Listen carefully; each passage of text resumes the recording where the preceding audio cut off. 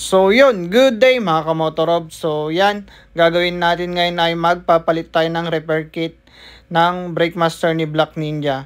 'Di ba nung kumakapit yung brake ko, nilinis ko yung caliper, tapos binalik ko, naging okay. Tapos nung ginamit ko na, okay naman, nakakapag-brake. Kaya lang pag tumakbo ka na ng ilang kilometers, biglang nawawala yung pressure. So, ang tendency na talaga nito, yung sa brake master, papalitan na yung repair kit. So, yan, binaklas na natin yung takip nung lalagyanan ng brake fluid at i-drain na natin yung brake fluid nyan.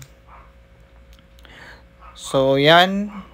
After nyan, i-drain natin dun sa baba. So, yan. Dito na tayo sa may baba. May gagamitin tayong pang drain. Kumbaga, para madali na lang maalis yung brake fluid. So, yan. Kinakabit ko lang din. Tapos, i-drain na natin yung brake fluid ng paunti-unti.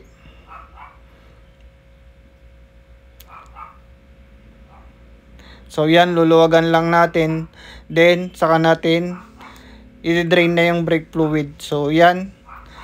Naalis na natin yung brake fluid paunti-unti lang, dahan-dahan lang para di maalis yung hose na ginagamit natin.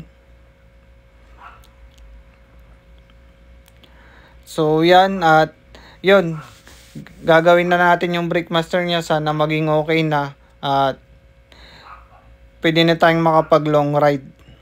So yan, na-drain na natin. So yan, na-drain na natin. Alisin naman na natin yung brake master para maalis natin yung repair kit niya. So yan, alisin natin yung hose ng brake fluid na dinadaanan niya papunta sa may caliper. So yan, lalagyan natin ng kasi baka matulan yung flarings natin ng mga natirang brake fluid. Kaya kailangan natin lang lagyan ng tela o ano man lang dyan para di masira yung flarings natin. So yan, nabaklas na natin yung brake master.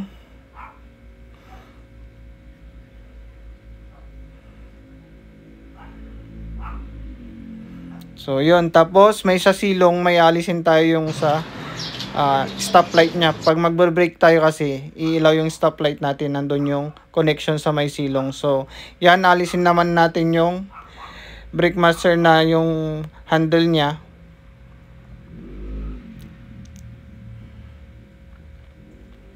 At pag naalis na natin yan, susunod na natin yung sa may repair kit kasi yan doon sa ilalim. So yan, dyan na, yan yung repair kit nyan. Alisin na natin yan.